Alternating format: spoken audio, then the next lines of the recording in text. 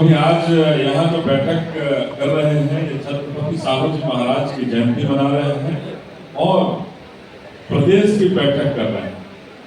हम अपने पूर्वी महाराजा छत्रपति साहू जी महाराज की जयंती को मनाते हुए तमाम बिहार के जिलों से लोग आए हैं, हमारे कार्यकर्ता, हमारे संगठन के पदाधिकारी, और एक विशाल जो छत्रपति साहू जी महाराज ने भारत के इतिहास में कायम किया।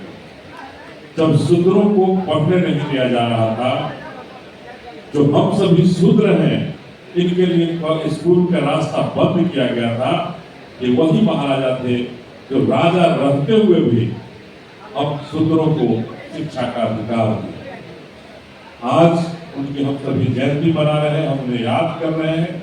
और आज भी जो भेदभाव हमारे साथ हो रहा है, चाहे हमारे शिक्षा के साथ भेदभाव हो रहा है या हमारे रोजगार के साथ भेदभाव हो रहा है, हमारी नौकरियों के साथ जो भेदभाव हो रहा है, हमारी व्यवस्थाएं छीनी जा रही है, उन सारी व्यवस्थाओं के लिए हम सभी विचार करेंगे। और बहुजन समाज पार्टी बिहार के अंदर एक नई ताकत बनेगी। और ये जो दोनों सहोदर भाई हैं, ये कांग्रेस और बीजेपी वाले, ये दोनों सहोदर भाई हैं, ये सत्ता के लिए एक दूसरे को गाली देंगे और ये आ जाएंगे तो सबको लेने से पीछे नहीं हटेंगे। दोनों एक दूसरे का पूरक हैं और संविधान विरोधी ये दोनों ही संविधान विरोधी हैं। तो अभी हमारे सबू पटेल जी ने कहा कि हम 24 कैरेट गोल्ड हैं, तो हम सभी मानते हैं कि देश में एकमात्र ऐसी ताकत है, देश में एकमात्र ऐसी शक्ति है, और वो है बहुजन समाज पार्टी, जो संविधान की बात करती है, संविधान के साथ रहती है और अपना हर कुछ संविधान के दायरे में रख करके आगे चलाने का रास्ता खोजती है।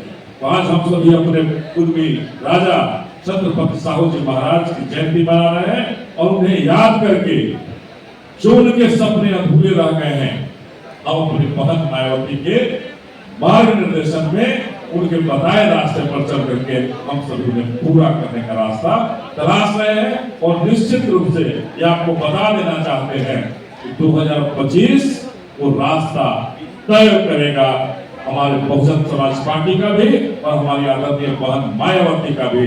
कि आज बिहार में जो स्थितियां बदतर हो गई, हमारे बहुजन समाज का स्थितियां बदतर हो गई है कि हमें कहीं न्याय नहीं मिलता।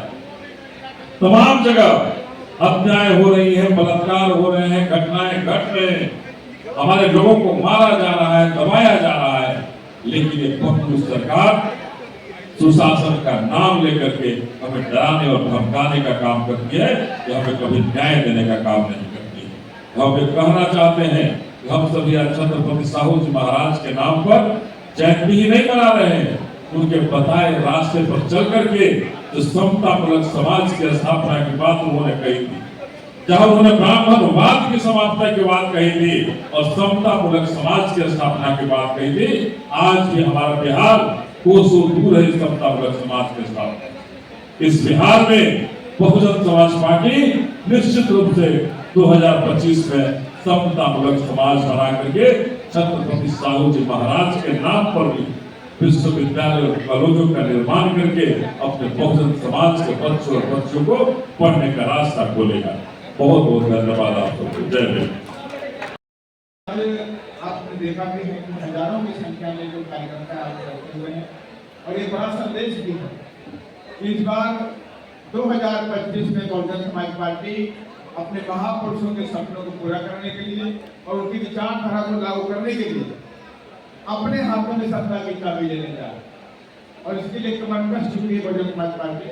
और आज बहुजन समाज पार्टी के तमाम कार्यकर्ताओं को आगे की रणनीति के बारे में बताया जाएगा, उन्हें काम किया जाएगा कि आगे कैसे काम करके हमारे बहन जी का 23 तारीख का जो हम लोगों को निर्देश मिला 23 जून का, और उस 23 जून के निर्देश पूरी तरह से ग्राउंड लेवल पे अमली जमा बना करके महापुरुषों की विचारधारा को गाँव में ले जा करके और ये बताना पड़ेगा कि भारतीय जनता पार्टी और कांग्रेस और इंडी गठबंधन के लोग इस टाइप को बताना पड़ेगा, उजागर करना पड़ेगा कि दोनों पार्टियां, दोनों ग्रुप, ये दोनों सत्ता के लालची लोग हैं, सत्ता के लोग के लिए बातें करते हैं, लेकिन बहुजन समाज के हित के लिए बातें नहीं करते। जबकि बहुजन समाज पार्टी या बहुजन समाज के लोग ये चाहते हैं कि इस देश के अंदर हमारे महापुरुषों की विचारधारा, बाबा साहब का संविधान पूरी तरह से लागू किया जाए, लेकिन ये लोग लागू नहीं करते, बातें लंबी लंबी करते हैं। आपने देखा भी है कि जिस तरह से इस समय बजट का सत्र चल रहा है और उस बजट सत्र में आपने देखा बहुजन समाज के लिए कुछ भी नहीं, गन्ना सेठों के लिए, बड़े बड़े लोगों के लिए सब कुछ है, लेकिन बहुजन समाज के लिए कुछ भी नहीं। सोना सस्ता कर दिया गया, लेकिन आटा दाल चावल किताबें नहीं कर दी, किताबें नहीं कर दी ताकि किताबें जो बहुजन समाज के बच्चे पढ़ सकते हैं नहीं कर तो न ले सके। इस पे के तमाम चीजें इस देश के अंदर संयंत्र किया जा रहा है, कैसे बहुजन समाज के लोगों को रोका जाए।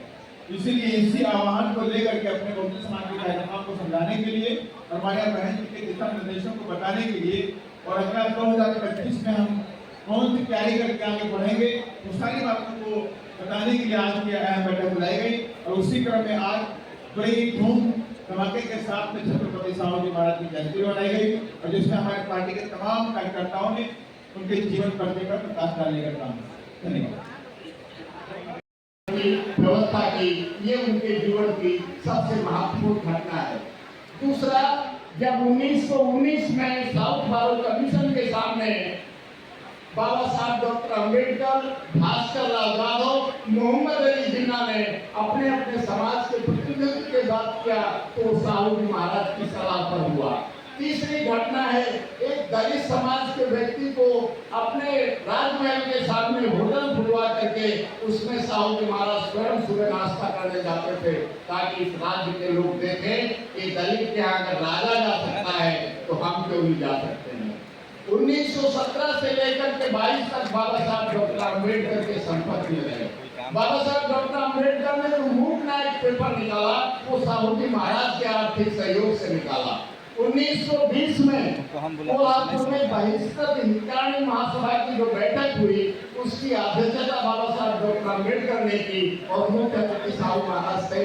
और साहू महाराज ने उसी सभा में इस बात की घोषणा की थी कि हमें पूरा विश्वास है अब मैं अगर मर भी जाऊं तो इस कारवां को कोई नहीं रोक सकता है, क्योंकि हमारे बीच में बाबा साहब डॉक्टर अम्बेडकर जैसा युवा नेता है जो आने वाले समय में सूत्रों अति सूत्रों की लड़ाई लड़ेगा, यानी SC, ST, OBC और माइनॉरिटी की लड़ाई लड़ेगा। साहू महाराज निश्चिंत थे और 1922 में साथी वो इस दुनिया से रुखसत कर गए, हमें छोड़कर चले गए। आज जरूरत इस बात की है सिर्फ उनकी जयंती के अवसर पे हम उन पर फूल चढ़ाएं, इससे ये लक्ष्य पूरा नहीं होगा। हम उनसे प्रेरणा लें, एक ऐसा राजा कम से कम हजारों राजाओं के बीच में भारत में पैदा हुआ जिसने अपना सारा जीवन मानवता की स्थापना के लिए और दूसरों की भलाई के लिए समर्पित कर दिया। तमाम राजाओं ने पैसा कमाया होगा जिनका नामो निशान पृथ्वी से मिट गया। अगर आप 25वीं, 16वीं, 17वीं, 18वीं, 19वीं शताब्दी तक भारत का इतिहास देखें, हजारों राजा थे, आप उनका नाम नहीं जानते हैं, लेकिन छत्रपति साहू जी महाराज भी उनमें से एक राजा थे। आने वाले समय में मुझे पूरा विश्वास है कि SC, ST, OBC और खासकर इस देश में जो समता, स्वतंत्रता, बंधुत्व को मानने वाले लोग हैं, उनके घर में कोई राजा पढ़ाया जाए या न पढ़ाया जाए, लेकिन छत्रपति साहू जी महाराज जरूर पढ़ाए जाएंगे, ये मेरा पूरा विश्वास है। साथियों, हम ये संकल्प लेंगे आज की इस अवसर पे, आने वाले समय में बिहार में भी हम ऐसा ही राजा चुनेंगे, बिहार में ऐसी ही सरकार चुनेंगे जो छत्रपति साहू जी महाराज के सपनों को पूरा कर सके। और बिहार के साथ ही कहते भी हैं और माननीय अनिल कुमार चौधरी जी हैं भी इसी तरह के, हमें पूरा विश्वास है वो बिहार में छत्रपति साहू जी महाराज के सपनों को साकार करेंगे। इसी आशा और विश्वास के साथ एक बार पुनः आप सबको बहुत बहुत धन्यवाद। जय भीम, जय भारत। छत्रपति साहू जी महाराज की पत्नी है, वो कोल्हापुर रियासत की बेटी है। ये भी 1891 में उनकी शादी हुई और 94 में उनका राज्याभिषेक हुआ।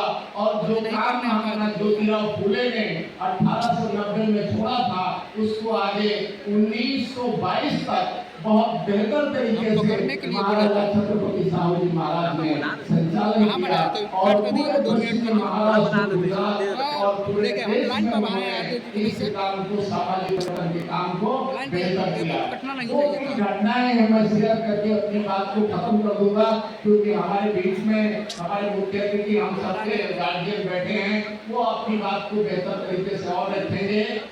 एक सबसे बड़ी घटना यह है कि 1902 में छत्रपति साहू जी महाराज को ये मालूम था कि अगर आरक्षण कितना कीमती है, आरक्षण कितना इम्पोर्टेंट है, और समाज जब अभिषेक हुआ यानी 20 साल की उम्र में 1891 में शादी हुई, तो कोई अच्छा नहीं हम पढ़ा करते थे कि 1916 में छत्रपति साहू जी महाराज एक बार कानपुर में आए थे, अरे और जब मान्या बहन मुख्यमंत्री बनी और वो कानपुर के दौरे में थी, तो कानपुर में कुर्मी समाज के लोगों ने मान्या बहन जी को कहा कि यहाँ साहू जी महाराज आए थे कभी, हम चाहते हैं कि कम से कम उनके नाम पर एक पार्क बन जाए। माननीय बहन जी ने कहा इतने बड़े राजा के नाम पर एक पार्क बनाया जाए, इससे ज्यादा अपमान क्या होगा। मैं कानपुर में उनके नाम पर विश्वविद्यालय बनाऊंगी और लखनऊ में भी एक विश्वविद्यालय बनाऊंगी, और साथियों आज ये दोनों विश्वविद्यालय हैं, आप कभी कानपुर जाएं तो देख कर के आए। मुझे तो कभी कभी दुख होता है कि बिहार का राजा कुर्मी है, लेकिन उनके राज्य में कोई ऐसा विश्वविद्यालय साहू जी महाराज के नाम पर नहीं बना। कितनी अफसोस की बात है। और एक दूसरी बात भी मैं आपके साथ शेयर करूं, मैं एक दिन पटना में गुजर रहा था और मैंने एक कॉलेज देखा, चाणक्य लॉ कॉलेज नाम है शायद, पटना के साथी अच्छा बताएंगे। मैंने अपने साथी को पूछा कि चाणक्य ने कौन सी लॉ की डिग्री ली थी, कौन सी वो LLM किए हुए थे जो उनके नाम पर बना। 1902 में छत्रपति साहू महाराज ने जब इसकी घोषणा की तो इसके पीछे कारण ये था कि उस समय जो 800-900 राजा थे भारत में, उसमें सबसे ज्यादा पढ़े लिखे अगर कोई राजा थे तो वो छत्रपति साहू जी महाराज थे, जिनको कैम्ब्रिज यूनिवर्सिटी ने LLD की उपाधि से नवाजित किया। आपके समाज में अभी भी ढूंढने पर भी LLD नहीं मिलेंगे। ऐसे राजा को अगर हमारा राजा नहीं पहचानता है तो समाज को उसके बारे में चिंतन और मनन करना चाहिए। साथियों, छत्रपति साहू जी महाराज का जन्म 26 जनवरी 1874 को कोल्हापुर में हुआ। और देखिए, हमने तो कहा कि ये संविधान विरोधी लोग, ये बहुजन समाज के महापुरुषों को मानने वाले लोग नहीं हैं। महात्मा गांधी जी बनेंगे।